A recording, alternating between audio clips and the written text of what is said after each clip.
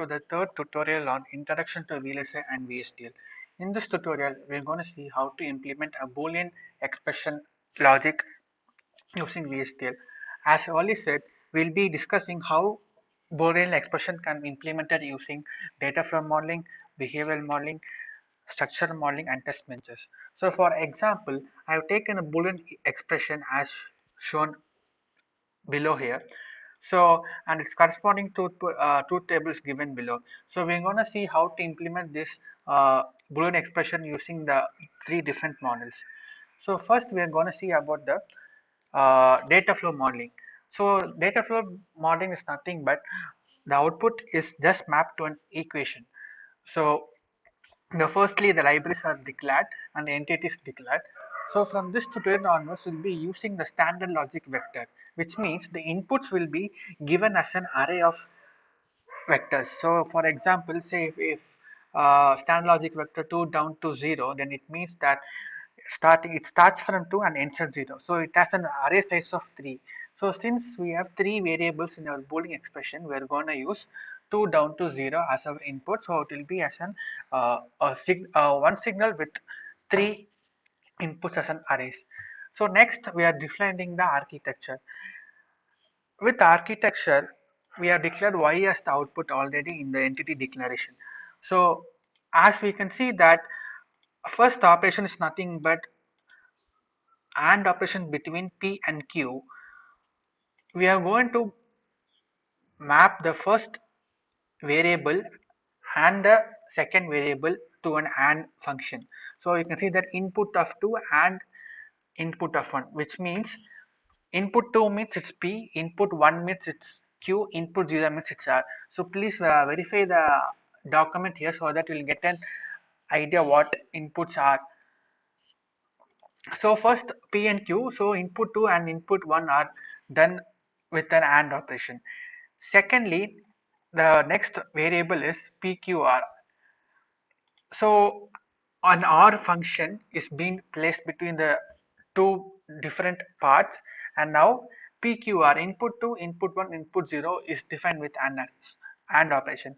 So thus to similar as this Boolean expression, the Y signal is mapped to the same as the Boolean expression using the Boolean operators. So this is how the Boolean expression can be described using data flow modeling. So go to simulate, and if you start simulating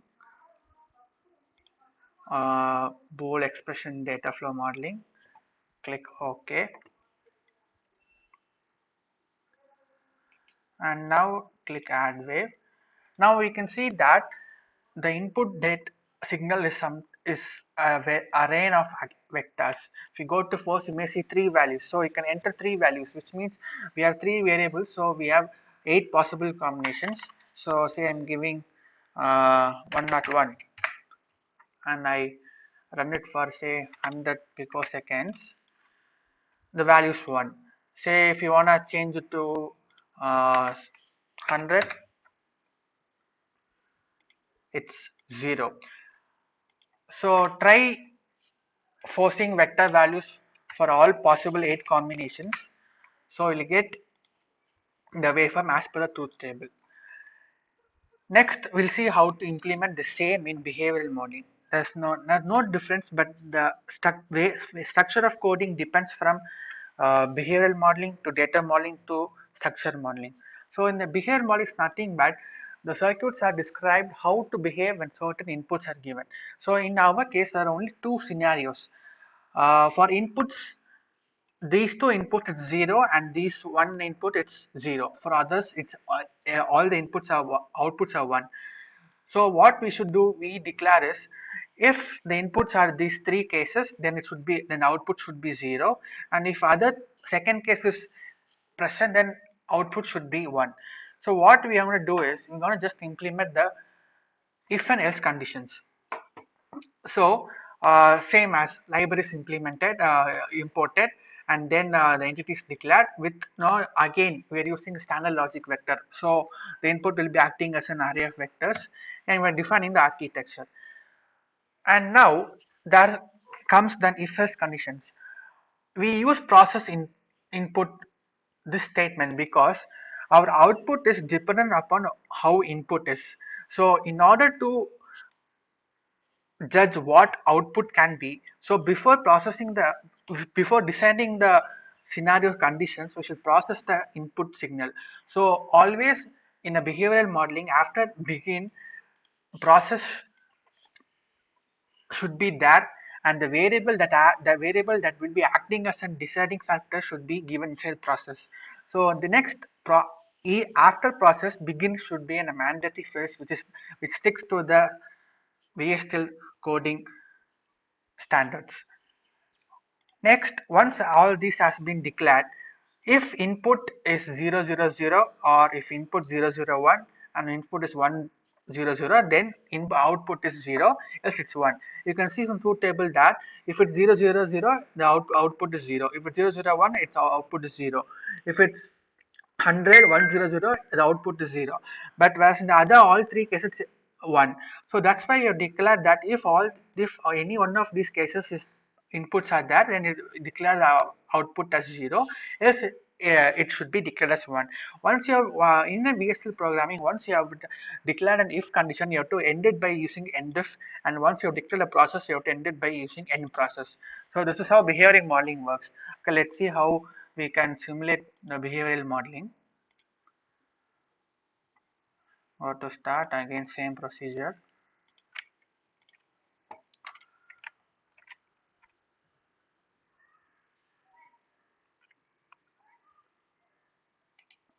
To add wave, so you will get the inputs and output signal.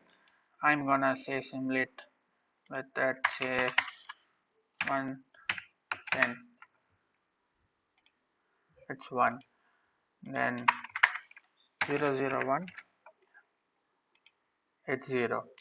So this is how the behavioral modeling works. It's just nothing but an if else condition statements are used. So the circuit is just been depending upon what when to behave and what to behave when certain inputs and scenarios are given. So this is how behavioral modeling works. Next is structural modeling. uh, Structural modeling is something like, sub components are connected to each other. So if you see the equation, it's nothing but all and operation, or operation, not operation.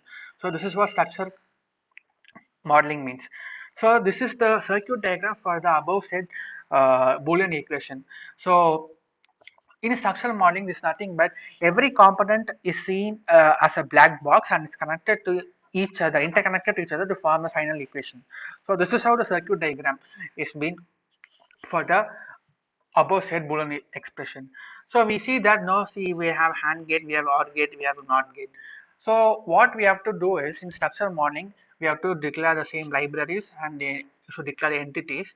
When coming to the architecture, we should define, since it's structural modeling is nothing but so similar to an basic programming language where functions are predefined and its functions are called at the end of the program for processing the data. So it's the same as like that. So I'm using AND gate, OR gate, and NOT gate. So I'm declaring the function component AND gate, component OR gate, and component NOT gate. So before you start with the structural modeling, you should have defined what component AND gate is. Before that, you can't proceed with the structural modeling. Say for example, for OR gate, I have been already defined in the earlier previous tutorials. So first, before starting with structural modeling, define what are all components you need earlier and make sure that it's compiled properly and it's successful. Only then you can use those components here. So once you have compiled and save that file, you can call it here, saying that by using the term component and using the ended by end component. So these are the sub components I'm using. So AND gate, OR gate, and NOT gate are interconnected.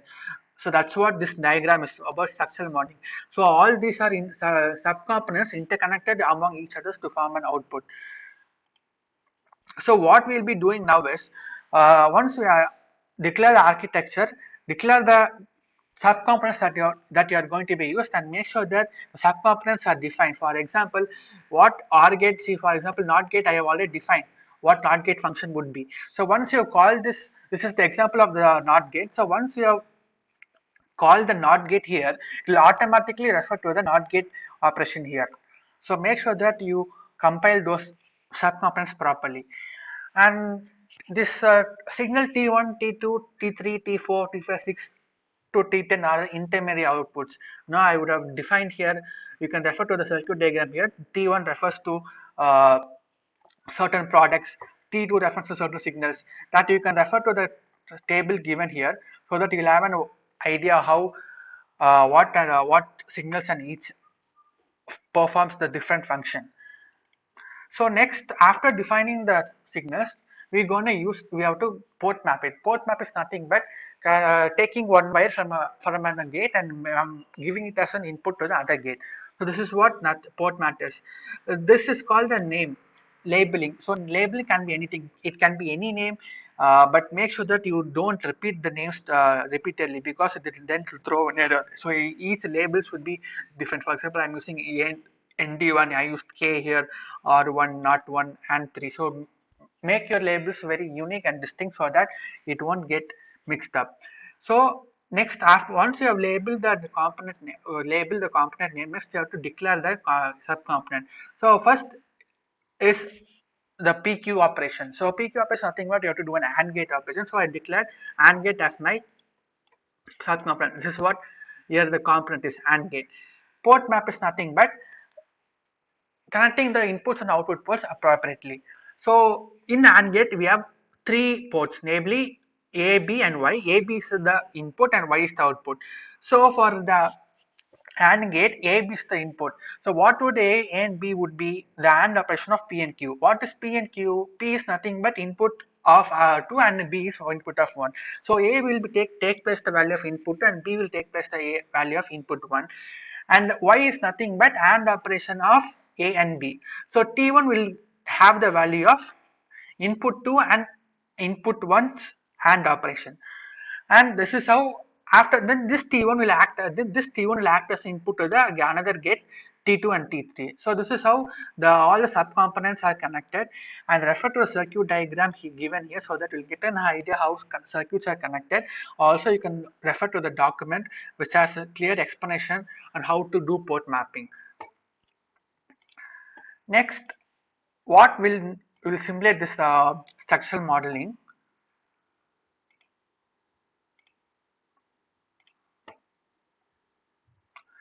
It's pretty much same, data flow modeling, behavioral modeling, structural modeling is same, but depending upon the circuit, depending upon the complexity of the circuit, depending upon the number of gates, we may use appropriate coding when it's required, and when it can be changed, it can be changed depending upon all this. So say I given 001, I got 000. The final is the output signal, and T1, T2, 3, all these signals are intermediate signals. So you can refer to the circuit diagram that I given. 101, it's 1. So this is how structural modeling works. Next, one of the most important concept is the test benches. Test benches are nothing but you have to test the system that you have built. So it will be very complicated, it will be very time taking task to test every circuit you have designed, to give every inputs at a instance, and it will be a time consuming task. So in order to reduce that, we can script a code that will automate the testing processes such that inputs are given at a step, so that we can verify the design. So this is nothing but as simple as the structural modeling. Library declaration has been done and entity has been declared. Here we don't define the input and output ports, because already we know the device that has to be tested. So the device that has to be tested already has some inputs and outputs. Usually the system or the circuit or any object under testing is called as a device under test. It's called DUT. So you can test any modeling you want. You can test data flow modeling, you can test behavioral modeling, you can test structural modeling. Any model you can test, that depends upon your choice. So we have not declared inputs and outputs first because we have already know the model that has been under testing has already some inputs and output ports. So what we have to do now is just connect an wire to it so that the input vectors can pass through. Now I'm defining architecture. So now, for example, now in this test bench, I'm adding test bench for testing my uh, data flow modeling. So I've declared this component as bool expert data, which is my data flow modeling entity name. This is my entity data flows entity's name. So this is the system I'm going to test. So I'm going to use this in the test bench. So that's why I'm declared component bool expert data. This is similar to the structure modeling where sub components are used. Next, I declare the input, say something like signal inputs. Why we do is that I've already said because all this data flow modeling, structural modeling, behavior modeling have already have inputs. So I just need another signal to connect through it. So you can declare a signal just by saying a signal of any variable of what vector. So I'm going to use the only vector because all my data flow structure and behavioring I've used vector flow method. So I've used standard logic vector signal and I'm initializing it as initially it will be 0, 0, 0, 0, 0. So I'm just initializing a signal variable and test output is nothing but output signal. And this is the DUT. So I've given my component label name as DUT, which is the device under test. And next is bool expert data is nothing but the entity name of the device under test, and port map is nothing but input is nothing but test input vectors. So the test input vectors will be the values that will be going into the input port of data flow modeling. And test output is nothing but the output of the data flow modeling. So that's why I've marked ported input to test input and y to test output. So next will be forcing, instead of each time you'll be going to simulator forcing each values. I'm going to give a set of vectors at a time. So first I'm asking the system to wait for some seconds, causing a delay. So I'm giving a wait for 0.1 nanoseconds, which is nothing but 500 picoseconds. So the first test input vector is nothing but 101, and it will be and delay for 0.1 nanoseconds, which means 500 picoseconds. So up to 500 picoseconds, 101 will be present. And next, after 100 picoseconds, next value 001 will be simulated. After 100 picoseconds, 0 will be second. So this is how we can use test benches to test the vectors. So this will reduce the time consumption for testing circuits, because when you move to microprocessors, when you move to ALUs, it will be a very tedious task to input each time. Instead, if you use this kind of test vectors and test benches to test the circuit, the testing part will be completed very soon. So let's see how to simulate. Let's see how inputs and values can be in the test bench simulator waveform. So go to simulate, start simulate, then test bench bool. That's what my declared my entity name as. So I'm gonna add wave. Now from the test bench code, you can see that totally about 1, 2, 3, 4, 5, 6, 7, 8, 9. So totally have 0.9 nanoseconds. So what I'm going to do is I'm going to run it for 900 picoseconds. So if I run it, you can see that. So initially, what we said was declare it as initially 000 and it's waiting for 0.1 nanosecond, which I said it was 100 nanoseconds. So initially 0. What is our first input vector? 101. So after 100 picoseconds, it's 101. After 100 picoseconds, next vector is 001. So next vector is 001. So we can see that without forcing any values or without giving any input each time, the values are simulated and outputs are being waveform has been present. So this is how test benches are used to test the circuits. So please refer to the circuit diagram, then coding, then the document, so that you'll get an idea how data flow modeling, behavior modeling, structure modeling, and test benches can be used to script the VSTL code. In this particular example, I've used data flow modeling for test benches. The next upcoming tutorials where I'll be discussing how structural modeling and behavioral modeling can be used as a device under test for test benches. Thank you.